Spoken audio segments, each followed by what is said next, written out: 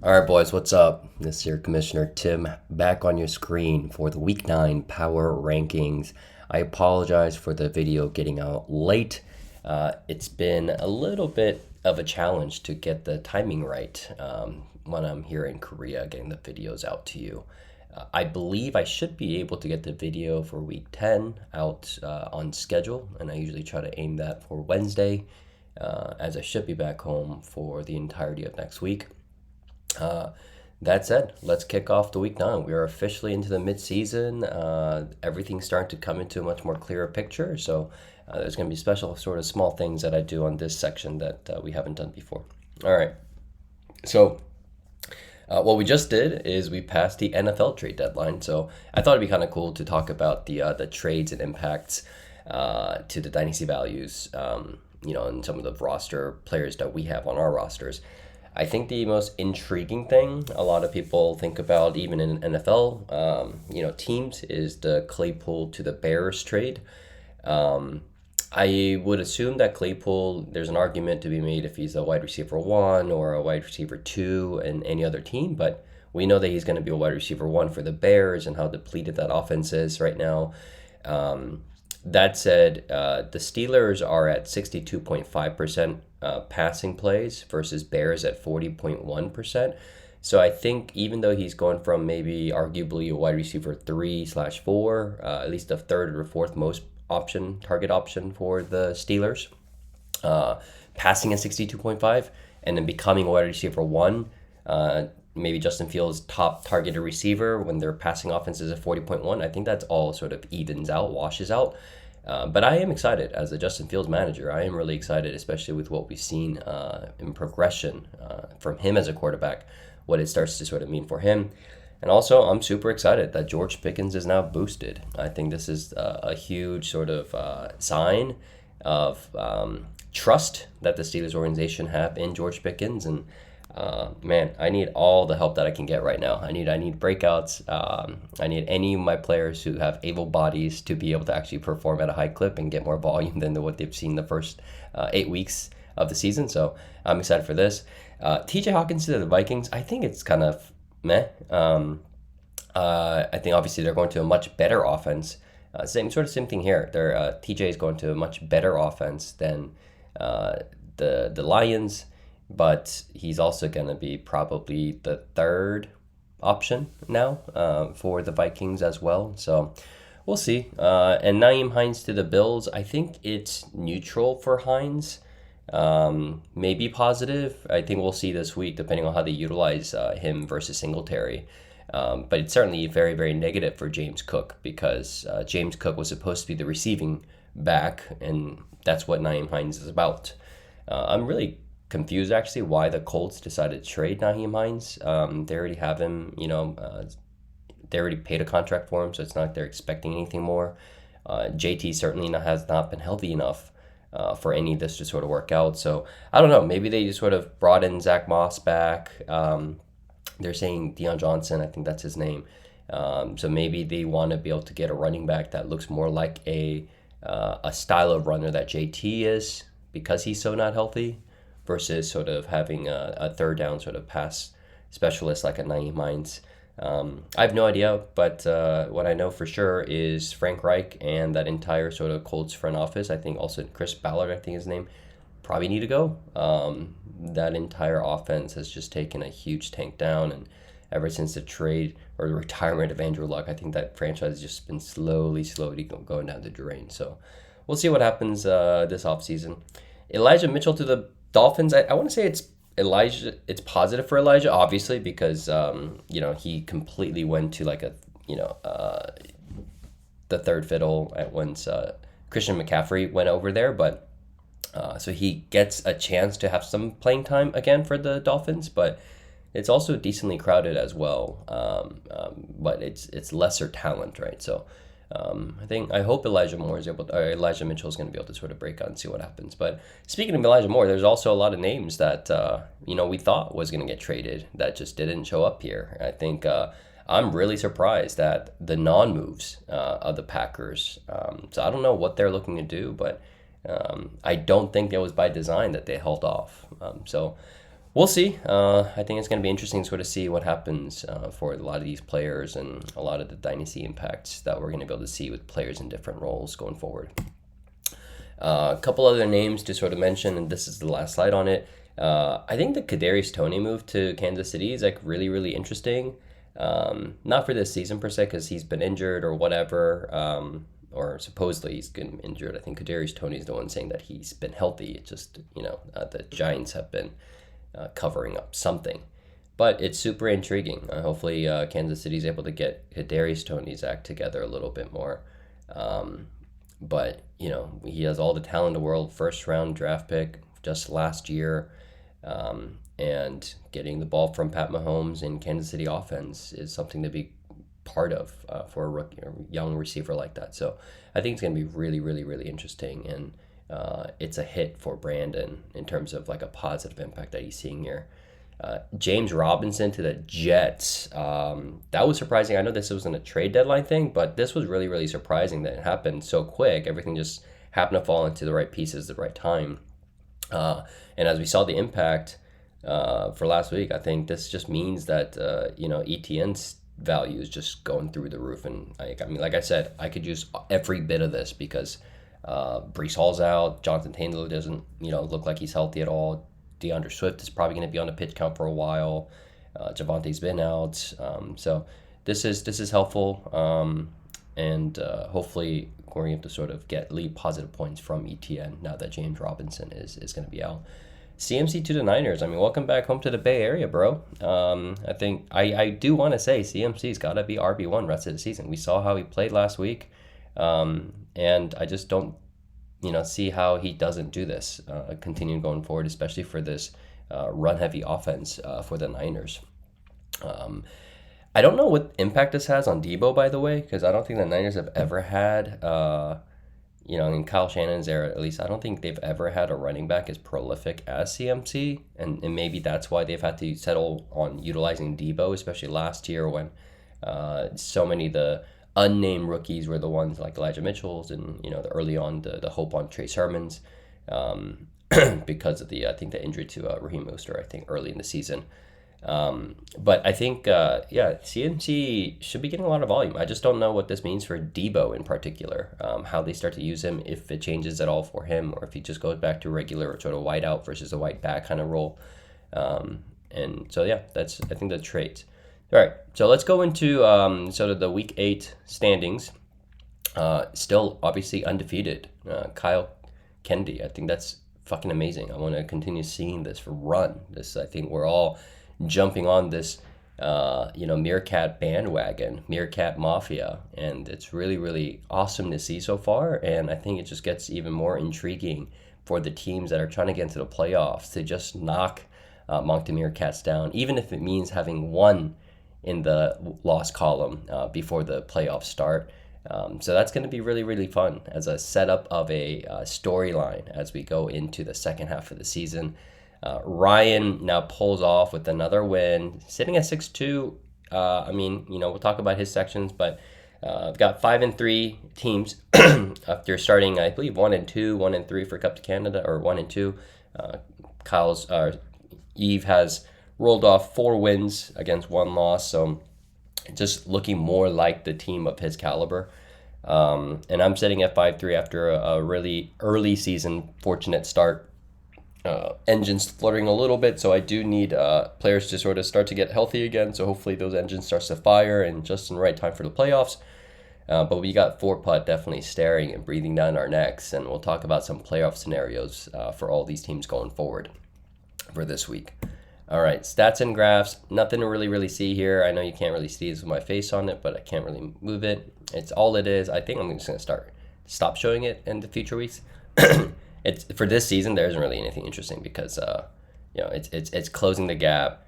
I think the unique thing that I actually want to see, let me remove this. I think the really unique thing that you got to see is the Huge Dicka's line. It shows you that in Huge Dicka's best games, he can beat any one of us. And that's been what's the interesting thing. And he started way down here around the 120 mark. And now he's, shot up to being league leading weeks too. So I think this is going to be really, really fascinating, interesting to sort of see how this transpires, as especially as Huge Ditka is trying to make the push for the playoffs. All right, nothing to really see here. So this is the playoff target. I'm going to talk about this in detail in the playoff team by team sort of thing. But really, Moncton Meerkats is basically done. You can go 0 for 6 for the rest of the season. I think he still makes it in.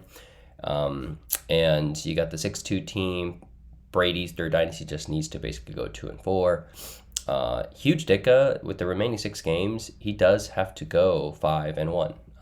So it's really like a perfect scenario, but he does have 3 games. That's up against Full Jerry, Mr. Ambassador, and Bills Mafia, 3 teams that are trying to pack it in for this season and think about future seasons. So he's got to find 2 other wins somewhere, and we'll talk about those specifically in this section.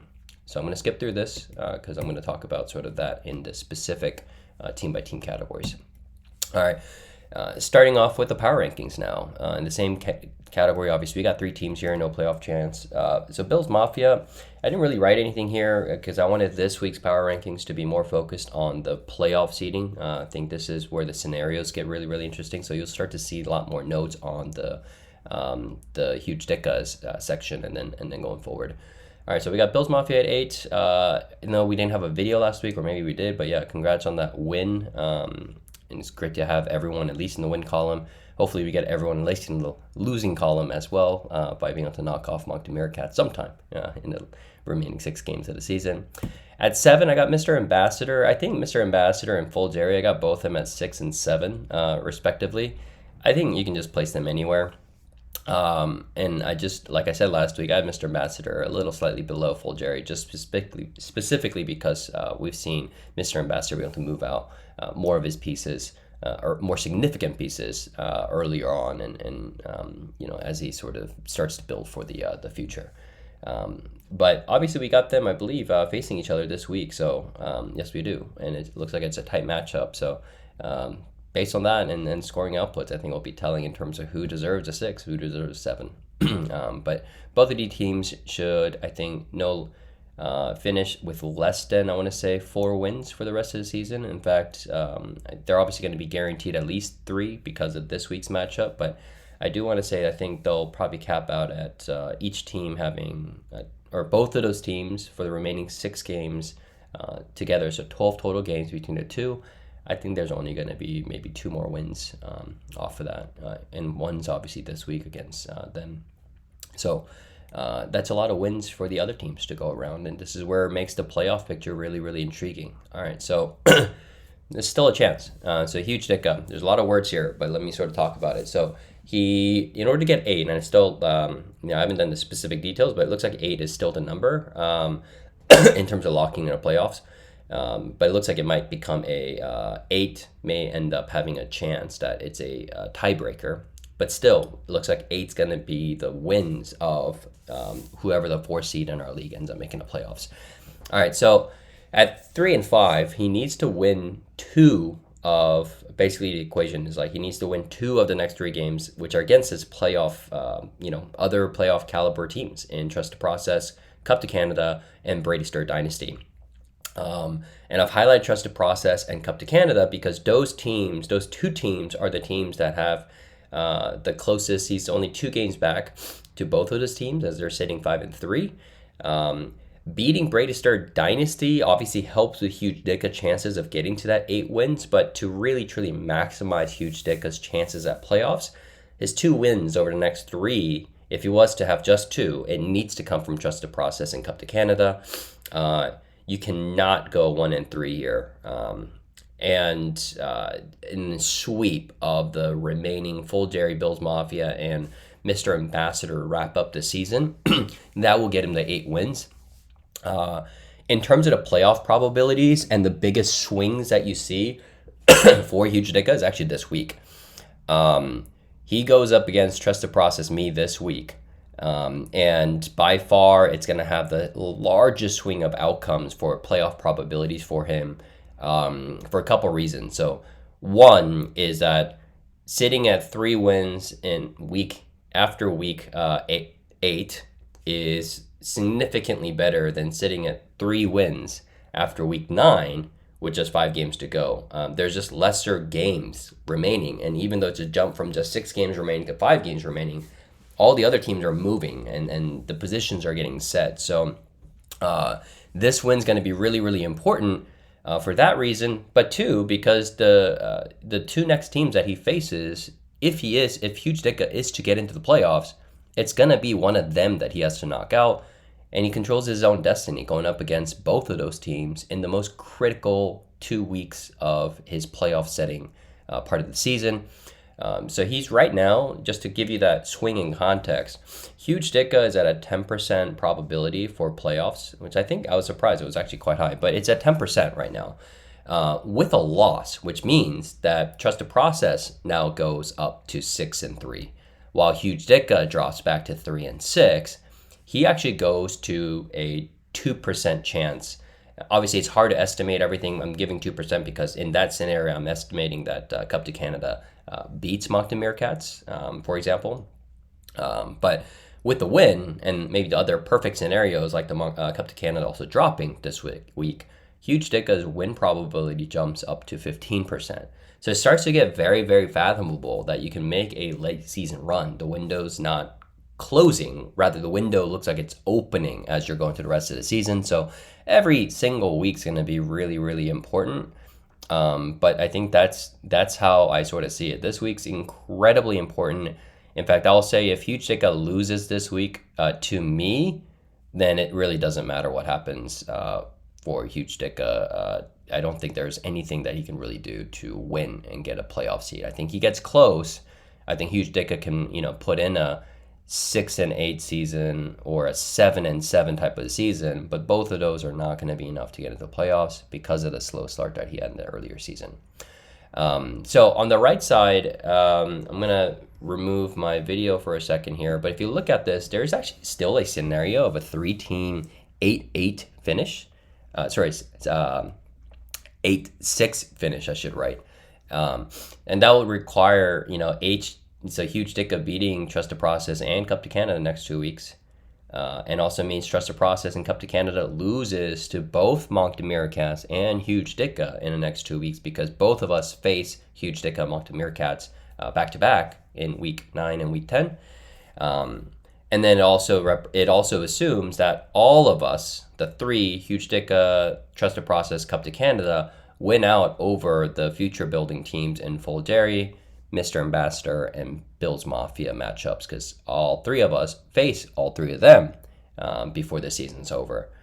That said, the tiebreaker is going to be on point 4, so it is not going to be friendly for Huge Dicka. There's currently a 200-point gap between him and Trusted Process, and obviously even a bigger jump from Huge Dicka to Eve. So trying to make up 200-point difference over 6 more games is unfathomable, especially with the reality of how the season's been going so far. So what needs to truly happen is that Huge Dicka will need to win against Trusted Process and Cup to Canada in the next 2 weeks and hope for a loss that Trusted Process and Cup to Canada, one of us, Trusted Process or Cup to Canada, losing a gimme game against a Full Jerry, Mr. Ambassador, and Bills Mafia to have them go 7-7. Sorry, I don't know why I miscalculated this off of 16 games. For one of them to go 7-7 instead of basically finishing at 8-6. So it's still possible. It's still possible, but really it comes down to this week, and that's it. This week or nothing is sort of the way that I think about it, because if Huge Dicka loses to me this week and wins out the remaining 4, I still don't think Huge Dicka gets in the playoffs, because the easiest for him to knock off will need to be Trusted Process, given the tiebreaker versus Cup to Canada. And beating Brady Star Dynasty right now doesn't really do anything for the playoff chances of Brady Star Dynasty either. So it's really, week 9, week 10, and then got to sweep from week 12, 13, and 14 heading into the playoffs. So I know Huge Dicka is like sort of stacked up. I think this week is actually decently likely for him to win just because of Trusted Process, my team's health issues. But the challenging thing is he's facing Cup to Canada, and again, if he wins this week, it's going to be the most important week in Week 10, which a game that he also probably needs to win. But that week he's without his QB1 and RB1.